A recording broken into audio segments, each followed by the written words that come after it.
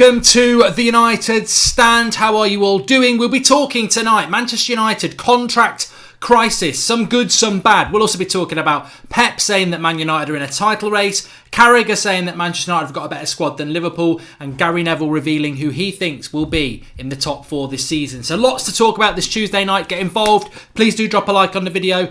But I'm going to choke. Please don't get hiccups. Not when I'm live. This would be a nightmare. But average person has just said, Mark, your video on Peaky Blinders had me dying. I don't normally do this sort of thing, but I've dropped a link in the video description for you. I have my own channel. I've only started it recently, and today I filmed a new series called Goldbridge Investigates, and it was to do with the Peaky Blinders. If you don't know who they are, they were basically, they've got their own TV series on the BBC. I think it's in America as well. Tough gang from the 1890s. I went around the real locations and told the story of them today with a little bit of comedy in it as well. So if you can do me one favour, just go and give it a watch after this show. Maybe subscribe to the channel. Give me your thoughts. I want you to be the pundits on my show, really, because it's a brand new show. So links to the video description for that. But and please do give it a watch. But let's get going. Manchester United. Manchester United contract crisis. So let me give you the good news. This is good news that Manchester United reports today that Manchester United have opened up talks with Marcus Rashford around the new contract. I think it's I read something today about Barcelona saying that they should get Rashford to replace Suarez. I tell you what, sit down Barcelona, and never ever stand up and ask about Rashford again. This is the boy, this is the man, the one that I want to be our all-time goal scorer, top goal scorer, and he can do that. He's a Manchester lad, he's born and bred, and he's come through the youth setup. He's exactly what our club's all about. You know, tomorrow, February the 6th, maybe you're watching this on February the 6th, the most significant day in Manchester United's history. The best young team we've ever had. Not the youth thing doesn't even matter, but they were one of the best teams the world ever had. And I will always say this. The tragedy, Munich, obviously sort of defines that team. But actually, when you look at what they did in the years before that, they won Division 1 titles. They were doing very well in Europe. They had some cracking players. They were a brilliant footballing team, and they were robbed. We were robbed of what they could have gone on and achieved, which would have been a lot more.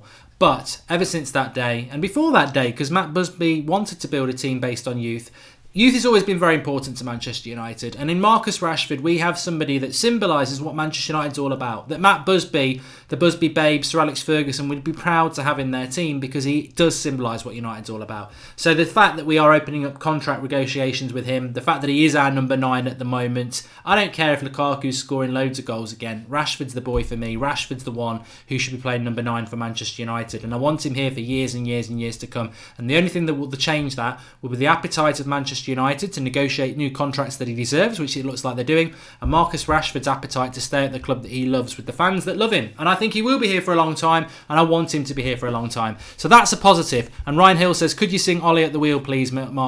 Goldbridge? I might do that for you in a little bit, yeah.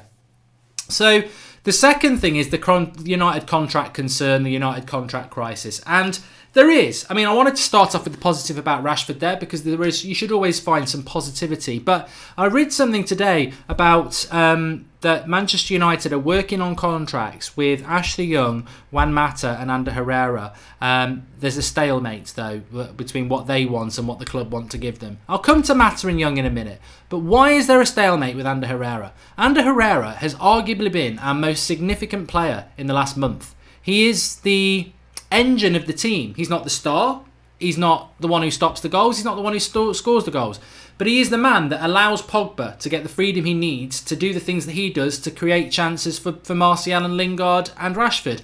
He is the midfielder that supports Matic so that he can support the back four. He is the middle cog in the wheel of Manchester United that is so important, and it frustrates the life out of me, and it is a concern that we are at a stalemate potentially with Ander Herrera. Ander Herrera should be given what he wants. He is not like Mata and Ashley Young into their 30s and potentially on the decline and actually not doing much on the pitch anyway. Ander Herrera is significantly important to Manchester United. Now, I know he hasn't been for the last year and a half because Mourinho totally abused him and didn't use him.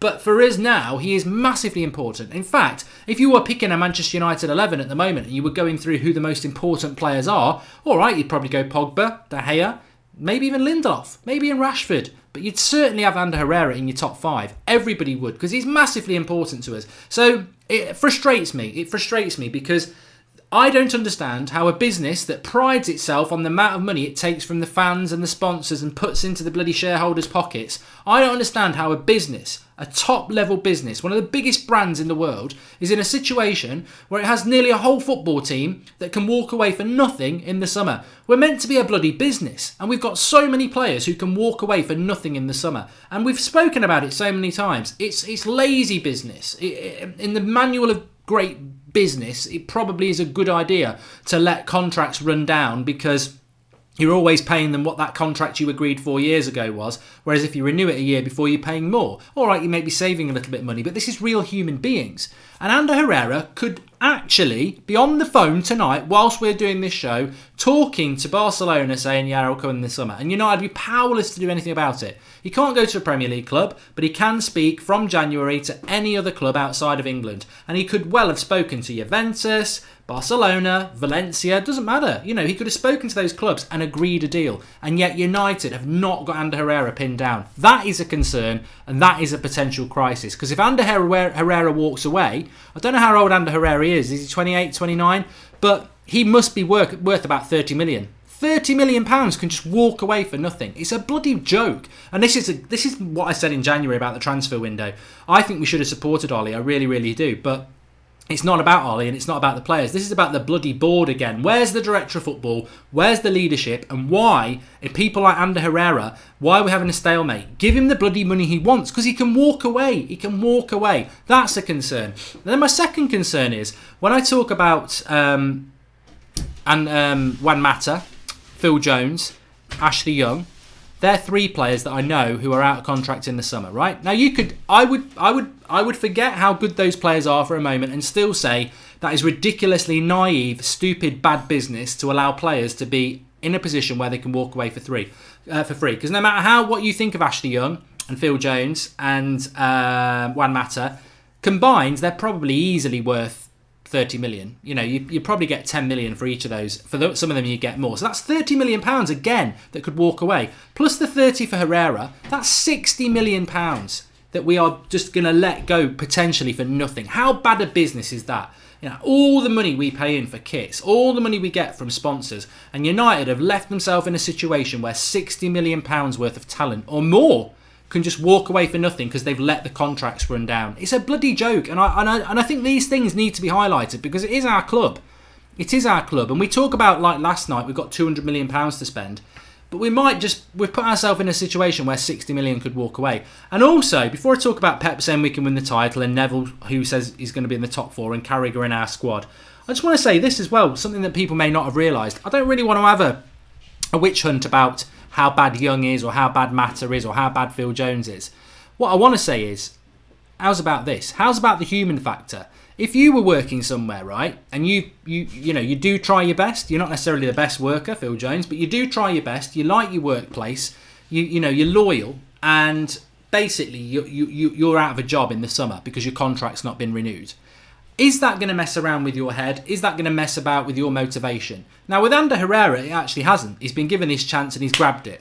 But you look this season at people like Ashley Young has been crap this year. Juan Mata, by his high standards, hasn't been very good this season. Phil Jones, well, it's hard to tell with him because he's never that good. But there's three examples there. And Andres Pereira as well. He's out of contract in the summer. There's four players there. Is it coincidence that all four of those players are playing poorly and yet all their contracts are up in the summer? I mean, this is it. This is what happens when you get run by people who are bank accountants and not football people. Because human beings are human beings. I mean, somebody would say, well, yeah, Mata's on 100 grand a week though, isn't he? So I wouldn't mind my contract running down. But the point is, if you don't feel loved and you don't feel wanted, that's going to have an impact on you. And I don't think it's a surprise. And Darmian's another one. As well. It just makes you think, doesn't it? We are being run by bloody accountants and letting players' contracts run down, and the psychological impact that can have on those players. And what a coincidence! Most of them are not playing well. I don't know. I think there's something in it. I think it's a joke, an absolute joke, that we are in this situation, and it is a crisis and it is a concern, and they need to sort it out. And the most important one is Ander Herrera. He must be given the money that he deserves very, very fast, very, very fast indeed. Which brings me on to what Pep Guardiola was saying. Let me just have a quick look at the comments before. So, Director of Football, says Michael Jones, exactly, absolutely spot on. Absolutely spot on. Tyrone Williams says, Jamie Carragher is talking nonsense. How can we have a better squad when they have outspent us in January? We have far more deadwood than they do. Carragher is a joker, playing down Liverpool's hopes. And we'll come back to that in a minute. Honest Gaming says, I'm sorry, but not a single person here has an insight to what has been said behind closed doors. Yes, mate, it's much like politics. It's much like the government. It's much like the latest Game of Thrones scripts. Don't be a killjoy. The reality is, people, what do you want us to do? Shall we all just turn our tellies off, go and lie in a darkened room and wait for our fate? I mean, that's not how the human psyche works. Of course, we don't know what's going on behind closed doors at United, but we don't know what the next script for the Game of Thrones is going to be. There's still millions of forums out there, people talking about it passionately. That's fan opinion. Hello and welcome to the United Stand. We've had a contribution here from Kiel Kintev. He says the Norwegian fan club has done extensive interviews and research into Ole Gunnar Solskjaer's methods and style. If you're interested, I can mail you a translated summary. I would love that, mate. It's markgoldbridge@gmail.com. In fact, I think the link's it's in the video description. Matter is a BTEC Goldbridge, says Sam Johnson. I like Juan Matter, but I do think there's something in the fact that we're letting his contract run down and he's having a terrible season. And I think that's on the club yet again. Paul Ince is Director of Football. I would rather give it to Ronald McDonald, to be honest with you. Would you buy Wanyama to replace Matic, says Andrew Ellis? I think it's No, I don't know how old Wanyama is. I mean, it would be an improvement, but again, I don't really want to go for these players that are coming from our rivals. Declan Rice is a must. I think Ben helping you right. He's a very, very good player. Herrera turns 30 in August. Just saying. Well, that's a very, very, very good point, Andrew Gilmore, and that is why you've hit the nail on the head. That is why United are stalemating, because they don't want to give him a massive contract because he turns 30. I actually thought he was at least a year younger than that. I thought he was 28 for some reason. So that will be why they're stalemating with Herrera and Young and Mata, because they'll only want to give them all a year's contract. And to be honest with you, Herrera should be getting more than that. You should give him a 2 or 3 year contract. And that, if we lose under Herrera, I'll go bloody mad. I will go mad if we lose under Herrera, because he still is worth about 30 million. Absolutely. Absolutely. Let's talk about Pep Guardiola then, because this made me laugh today. I believe Manchester United, correct me if I'm wrong, are currently 14 points off the top. 14 points off the top, I think we are. So Pep Guardiola's come out in his press conference today and said that the title is still open. Manchester United and Chelsea can still have a say in the title. I mean, look, if we've got any Liverpool fans watching, we won't have any Man City fans watching. They don't exist. But if you've got any Liverpool fans watching, then I can categorically tell you, I think you might be getting into Pep's bold head, because there is absolutely zero chance that United are in a title race, and I'm a massive United fan, and so is the whole of this community, and we are not in a title race. No way. I'm sort of like doing a reverse thing of Kevin Keegan here all those years. I tell you what, Man City have got to come to Old Trafford, and if we beat them, I will bloody love it if we win the league. But no, I'm reversing it and saying we are not in a title race, and that is not even reverse psychology. We are not in a title race. You do not pull back 14 points in 13 games. I'm not saying it's impossible, but we're not in a title race. Absolutely not. Pep's lost it, says Prince R9. If I was Liverpool, I know they dropped points against West Ham last night, but I would be very pleased with Pep saying that, because he's just trying to, I don't know what, he's thrashing around like a cod on a fishing rod, isn't he? I mean, that's ridiculous. That is ridiculous to say that United are in a title race, because we aren't. We're not. And that's the end of the conversation, unless anybody wants to come back and say anything different. We can affect the outcome of the title, Reece Smith, 100%. If you look at the gap between City and Liverpool, is it 2 points at the moment? And City can go ahead, but then Liverpool have a game at hand. The reality is we might not play Man City till the end of the season, because I think if both of us get through the next FA Cup round, or one of us do, it'll get rearranged. Well, Man City are definitely getting through, so it's going to get rearranged. But we will play Liverpool in a couple of weeks' time. Look, at the end of the day, I'm not ashamed to say this. If at the end of April we play Man City and we need to lose to let them win the league, I would do it. I would. I know I would. The only downer is, if we need to win to get top 4, we can't do that. We've got to look after ourselves. I mean, I'll throw that to the live comments, right? The game gets rearranged to the end of April. Liverpool are 2 points ahead of Man City, and if we don't let Man City win, the title's going to go to Liverpool. What do you do? But the other flip side of that coin is we need to win to get top 4. If we've got top 4 sorted, I would lose to City. If we haven't got top 4 sorted, you've got to beat them. But I don't want Liverpool to win the league, and Liverpool would do the same. Liverpool would do the same to us as well. Take out the red tinted glasses, says Nick Hill. No, Nick Bonnet, they're not to hand. Nick Bonev says, imagine going to work knowing you might not have a job in 6 months. Contract uncertainty brings anxiety, which cannot be good for a player's performance. Spot on. I don't like discussing these things, but people email us and say, can you talk about that? And we had a really good email about this, and I thought, you know what, it's spot on. How we were laughing at Arsenal last year when Sanchez and Ozil were out of contract. We've got 5 or 6 players like that this year. It's bloody bad business. I tell you what it is though, it's good business in a certain sense because you save yourself money, but for a football club it's ridiculous. It's really, really, really stupid, and I don't agree with it. Moving on to the next thing, we're not in a title race, by the way. Carragher has said that Manchester United have got a better squad than Liverpool. I think a year ago he would have been right, but no way would I agree with that now. I mean, you look at Liverpool's midfield, they've got Henderson, Milner, Wijnaldum, Fabinho, Keita. Now, Keita may not be playing particularly well, but that's still 5 very good midfielders, and I don't know who they've got beyond that. Shaqiri can play in there. You look at Man United's midfield 3, we've got Matic, Herrera and Pogba, and then we're struggling because Pereira, McTominay, Fred, they ain't cutting the business. So their midfield, which is always the engine room of the team, has got way more depth. Up front, I'd say you could argue that we've got a little bit more depth than them because beyond Firmino, Salah and Mane, I mean, we've got Martial, Rashford, Lingard, then we've got Lukaku and Sanchez. But Lukaku and Sanchez are crap. So, all right, I'll give them that. But defensively, I think, all right, they've had a few injuries, but defensively they're stronger than us. They've got Trent Alexander-Arnold. I mean, talking fit when they're fit, they've got Trent Alexander-Arnold, they've got Gomez, they've got Matip, they've got Van Dijk, they've got Ant Robertson. What have we got? Shaw, Bailly, Lindelof. We haven't got a right back, so they've got a stronger defence. Obviously, we've got the better goalkeeper, but so no, he's wrong there. I think that is Carragher doing what I would probably say is quite clever when you're trying to take the pressure off your team. But United have probably got a more expensive squad, but United's squad is full of deadwood, and it certainly isn't good enough. Henderson, Mark, don't make me laugh, says Mats P. Pettersson. Look, Henderson is better than Pereira. He's better than Fred. He's better than McTominay. I don't like saying that, but he's had a better season. 100%, and that's just the way it is. If Lindelof and Bailly can form a good partnership, we shouldn't get Koulibaly but Manolas, says Lawrence Anaman. Depth don't mean good depth, says Gabriel Medina. I agree with that. Naby Keita, such a flop though, says Davis Gutu.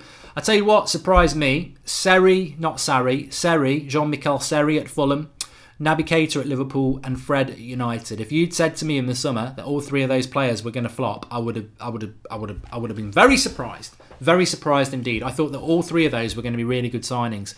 On the flip side, is they've all been shit, and that's the reality, isn't it? I'm very, very surprised. I mean, Torreira, I sort of threw him in there. He's been very, very good, so it can be done.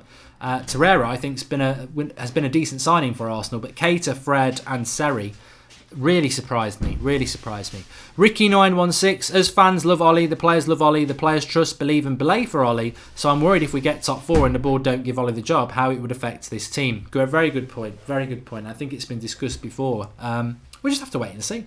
Just have to wait and see, won't we? It kills me that James Bloody Milners could get a winner's medal. A chocolate gold coin is all he deserves, says Grandad 33. Lallana, Patrick Wilson as well. They've got Madrid. I don't know the massive about Liverpool's squad depth, to be honest with you, but it is better than ours.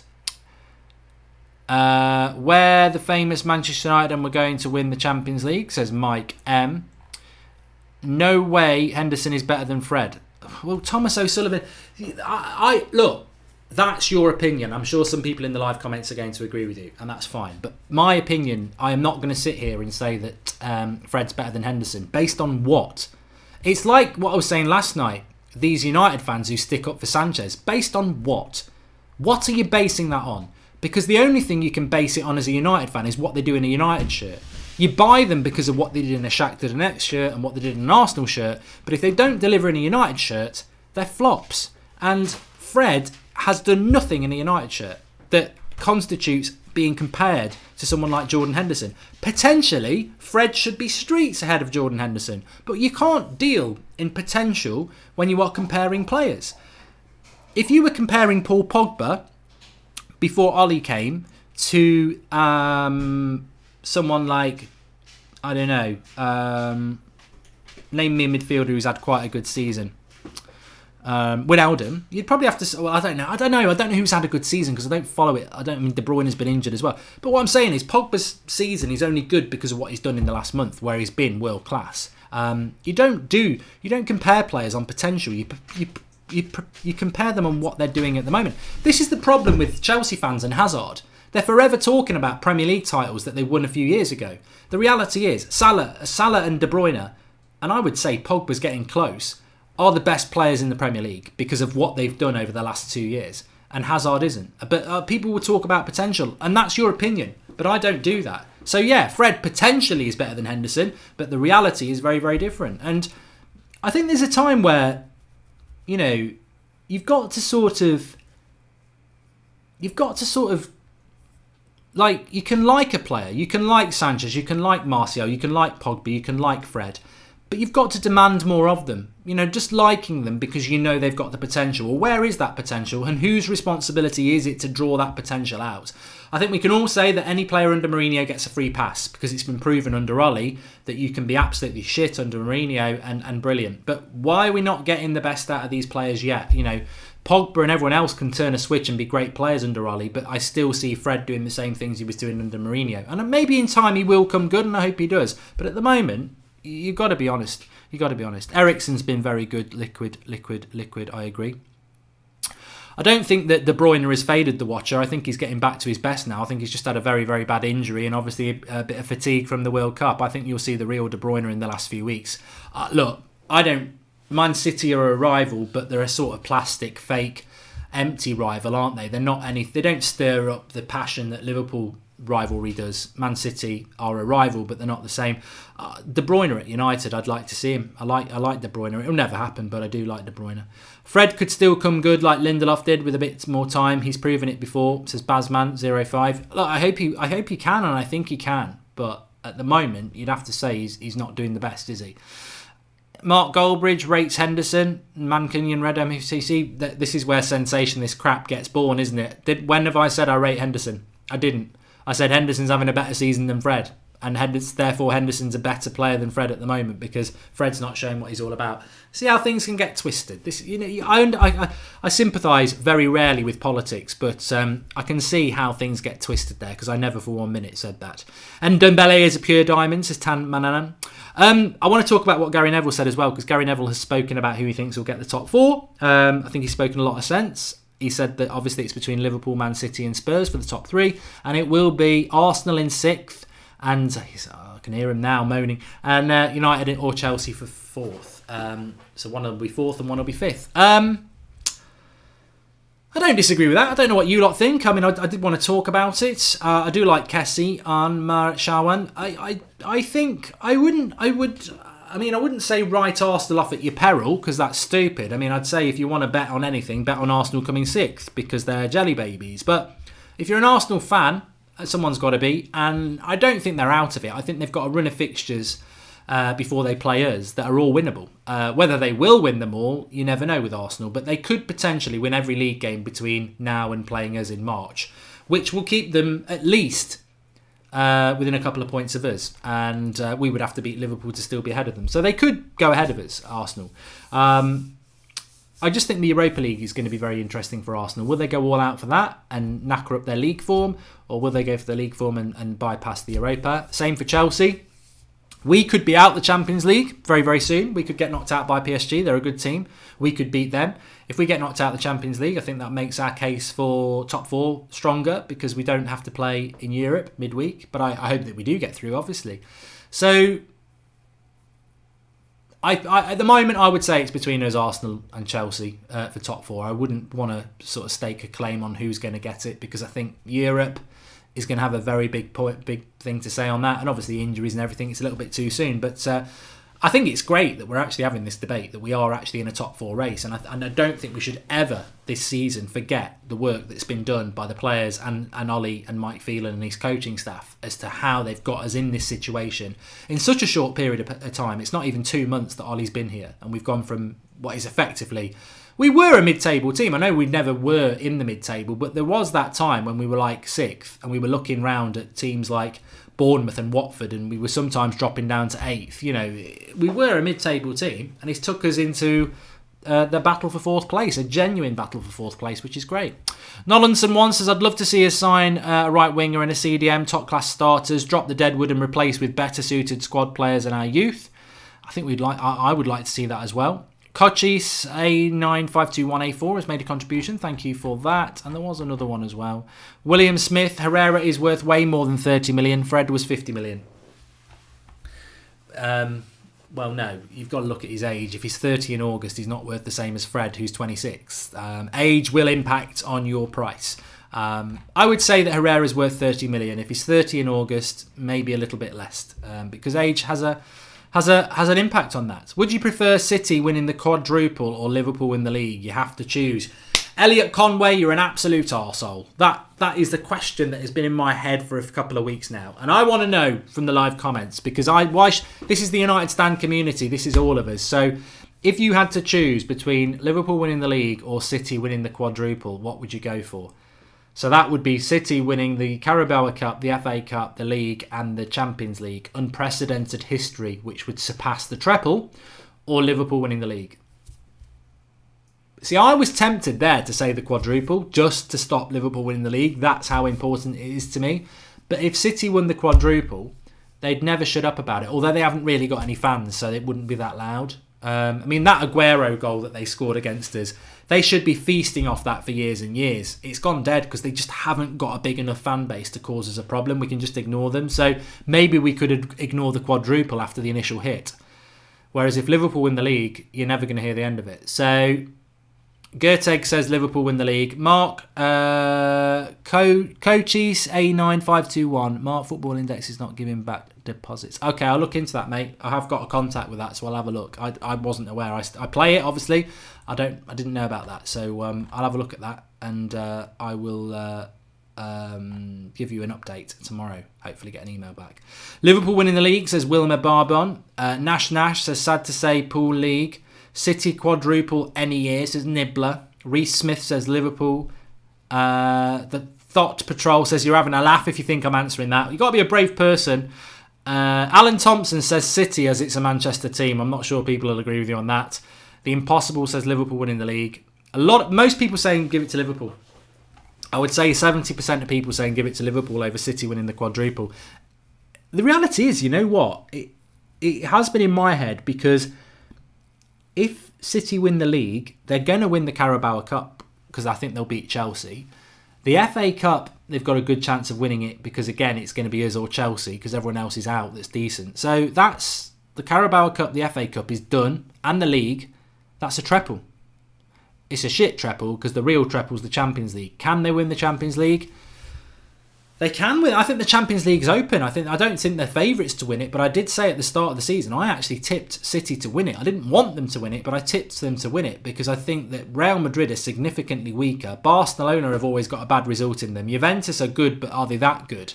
Bayern Munich always trip up. PSG, well, we're about to find out. And I don't think, and City can obviously beat any of the English teams. So the quadruple is on. Liverpool could be our saviour. But depends what you want. I don't know. It's too early to think about that. And to be honest, it's a bit like choosing wiping your ass with barbed wire or scrubbing your dick with sandpaper, isn't it? It really isn't nice. And I know that's quite vulgar, but it's a horrible choice to make. And we don't need to make it at the moment. I'd like Juventus to win the Champions League of the official jungly. If we're not going to win it, I would like them to win it. I do like Juventus, and obviously I like Ronaldo. It'd be very hard to win an FA. It'd be very hard. What I would say is that it's very hard to win a quadruple. I mean, the treble, I suppose, because the Carabao Cup's one more game for them. But when you're playing Champions League, Premier League, and FA Cup, the games come thick and fast, and fatigue will set in. To be honest with you, if Liverpool want to win the league, then being knocked out by Bayern Munich might be helpful for them. I think if Man City go deep into the Champions League, they may struggle to win the league anyway because fatigue will be a problem. I hate to say it, I still think Liverpool are the favourites. I really do. Please do drop a like on the video, everybody. And I'm going to say again, with all my heart, please, please, please, please, please, do visit the link in the video description. It's the Mark Goldbridge channel. If you've ever heard of the Peaky Blinders, it's the programme on the BBC. It's also on in America as well. It's about a Birmingham gang from 100 years ago. And I did a video today walking around Birmingham, walking around the locations with a little bit of comedy involved as well. It's a new series I'm doing on my channel. So give it... Basically, I just want people to tell me what they think of it. You don't have to subscribe to the channel. If you do like it, please do subscribe. But I just want to get as many people to watch it and give me their thoughts on it as possible, because I'm thinking about doing a couple more and I don't know whether it's worth the effort or not. So the link's in the video description. Please give it a watch. Sharath Kamath Fitness says, I hope Spurs win the league and Poch stays and we keep Ollie. Don't discount them. And Kashuk Cameron says Ronaldo or Messi. Look, I've done this so many times. It creates debate, but it's not really for your United show. I think at the moment it's clearly Messi. I haven't always said Messi is what I would say, but at the moment it's clearly Messi. And I think that's a lot to do with Ronaldo going to a lesser league, and also he's a little bit older and a little bit more, starting to drop off a little bit, which is totally understandable. Anyway, please smash a like on the video, everybody. Thanks for watching. We'll be back tomorrow. Lots of shows tomorrow. Well, not lots of shows, but I remember it is the Munich anniversary tomorrow, so we'll be doing a couple of little bits there. We've got an interview with Paddy Crerand, which we'll be putting up as well. Chris Cowell says that the video is brilliant. Please, everyone, give it a watch. The link's in the video description. Please do give it a watch. I just want to get everybody's thoughts on it. So if you just go over there now and sort of, it's only about 5 to 10 minutes long. Just give me your thoughts. It's more of a... I suppose it's a bit like a project, really, where I just want to get as much feedback on it as possible. So link in the video description for that. Go and give my new video a watch on my channel. It's not football related, but you might like it. And thanks, everybody, for watching. I'll see you all tomorrow.